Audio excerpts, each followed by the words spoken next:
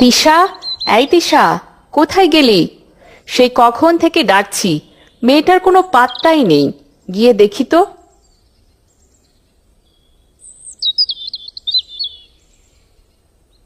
এই তিশা, এই অবেলায় পড়ে পড়ে ঘুমাচ্ছিস কেন শুনি?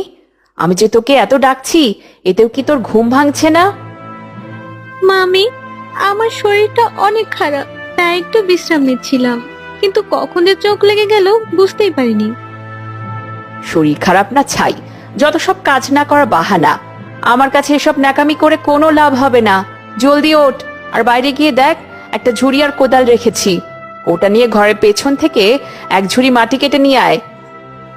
কিন্তু মামি, আমি কোনো কথা শুনতে চাই না। তুই যাবি না তো আমি যাব মাটি কাটতে? যেটা বলেছি সেটা কর। উনুনটা ভেঙে গেছে, মাটি দিয়ে ঠিক করতে হবে।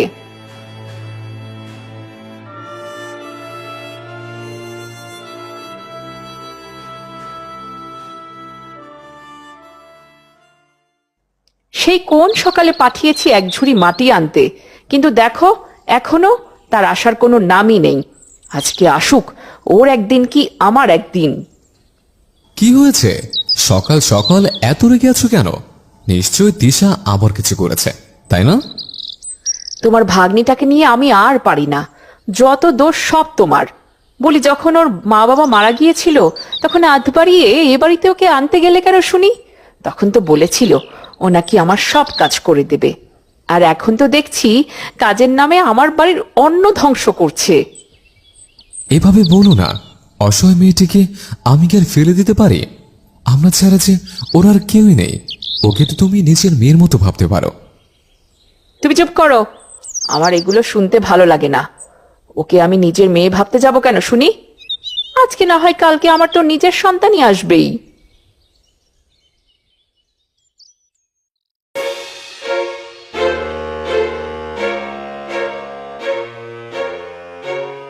মনে হচ্ছে এখানে মাটির মধ্যে কিছু একটা আছে। হাত দিয়ে দেখি তো।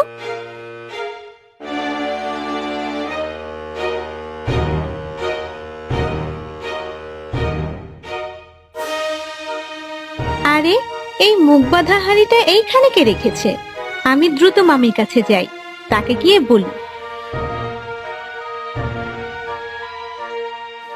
মামি আমার সাথে চলুন, আমি আপনাকে কিছু দেখাতে চাই। সেই সকালে তোকে মাটি আনতে পাঠিয়েছি, দিন গড়িয়ে দুপুর হতে চললো, আর এখন কিনা খালি হাতে এসে বলছিস আমাকে কিছু দেখাতে চাস? আগে মেয়েটার সব কথাতে শোনো, তারপর নয় ওকে বকো।